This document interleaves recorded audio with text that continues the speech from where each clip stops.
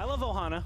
I think it's a great map for TVZ. I think it's overall pretty balanced, actually. But still, I do think that a lot of play styles are being worked. I think Mech is actually so effective on this map, as there's really nice pushes. You can actually push to the top right, to the top left, and off of 3 base, 4 base, that kind of economy. So just go into that end game, play completely safe, and then work over there. But I really feel like TVZ is needed to be explored on this map. I think there's so many different styles that we haven't seen, and hopefully they are produced in the North American Star League. Let's introduce our players really quick. Let's do it. All right, and in the top left corner we have Zenio from Team Liquid Jungmin Choi, as he is currently looking to move up in his division to stay relevant in terms of top 3. Top 3 is where you really want to be in terms of playoff positioning, and otherwise you really have to fight for wild cards. It just makes it tougher, more chance to be eliminated. Now in the bottom right, Zenio's harassing the red SCV belonging to Braddock from Team FXO, and Braddock, I loved his play in game number 1. His game number 2 rush had good ideas behind it, but Zenio's defense was better. And did you see what just happened? Sorry, I was introducing players. What just happened? I'm sorry. This drone got in here. Braddock was sneaking an SCV on top, okay? It looks like it's going to be some sort of 2-rax proxy play. And then he snuck it back and then put it back to mining. And Zenio didn't actually see that. So I think Zenio might be thinking it is a super fast. Well, he's still going the 16 spawning pool, so I guess not. Maybe he just feels super confident with this, but I did want to mention that really quickly. Zenio has kind of a strong intuition that it is a 2-rax play based on what he's seen so far. Yeah, so I mean, that's a great attempt at a mind game, and we've seen Braddock just do all these kinds of things, faking aggression and whatnot. He thinks it's for sure some sort of pressure. Look at this. You will never send this many drones. 6 drones. And wow. Oh no. That SCV, man.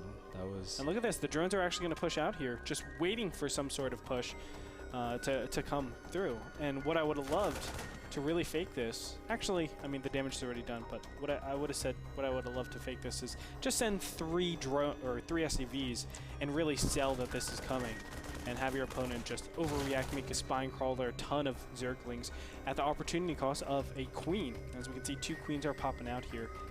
So Zenio knows it's not any pressure, as he's already seen the command center, but overall just great mind game from Braddock. And Braddock's just going to expand. As if nothing ever happens, going to get 4 racks, which is pretty typical to transition, not double gas. Sometimes you double gas and reactor immediately, but we see that Braddock's going to lean heavily towards bio early on. Now Zenio, he's going to gas up on 2 base, a little change up from last game where he quad gassed at the same time after droning up very comfortably. And Ohana, it does play out much different, Andre. You were saying there's multiple styles, but the main thing is defending the ramp is way easier than natural compared to other maps. And sometimes we see Terrans just try to focus on defending, and you see the Marines are going to kite very nicely here from Braddock. And I mean, if Braddock can just sit back, you can get a pretty easy 3 bases if you sit back and defend well as Terran against her. For sure. And this style, I do want to mention that this is playing to the metagame. A lot of people don't do this style anymore after the double evolution chamber build, as Zerglings with really fast 1-1 comes not at the same time, but around the same time, a little bit later than Stim and Combat Shields actually finishes up, and that really enables Zerg to basically say your Marines and Marauders are garbage. I can take my 3rd base very efficiently. This build is actually geared to defend against some sort of really, really fast 3rd base and punish them for either doing that or a super fast tech, let's say a Spire tech at 9 minutes, which is not really common. That's the meta game as well. Maybe Infestors. Talk about throwback builds. But I feel like this build is good against Zenio overall, because we've seen Zenio do a Roach build.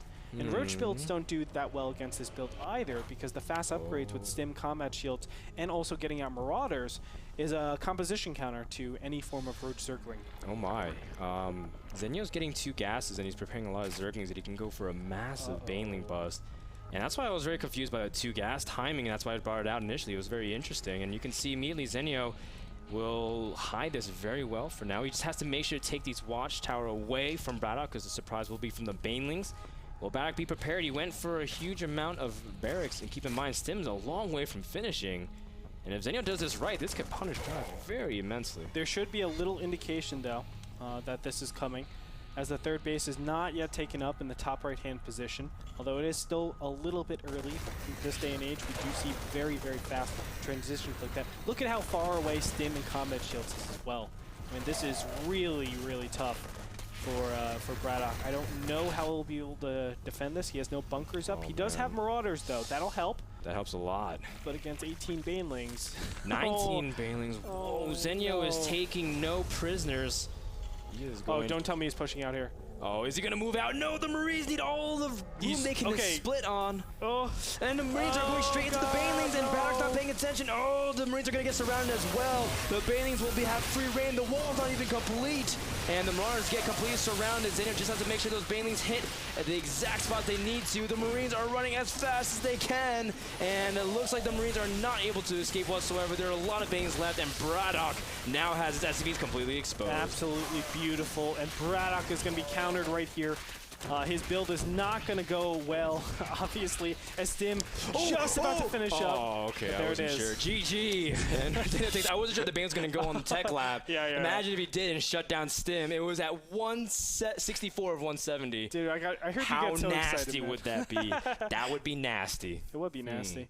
But that's one of the biggest problems with going that build. Zergling Baneling, any form of really low tech is very effective against just Stim combat shield timings. And normally, I mean, think about it. Game 1, Game 2, you saw him go Roach Warren, Evolution Chamber. So Braddock is clearly playing towards his opponent. Also, I do want to mention, like, what is he doing with those Marines? You might have asked that, like, you just push them out and they're just going to die to that build. Well, yeah, but he's already assuming his opponent isn't doing a build like that and trying to sell that it's been the same build or just a regular Marine build from there on out. Could be like just a Marine Siege Tank, Marine Hellion, something like that. So I like where Braddock was going, just trying to deny information, but unfortunately, he just got build order countered that game, and Zenio took the game number 3. Great deceptive art from Zenio as he takes game number 3 and the series 2-1.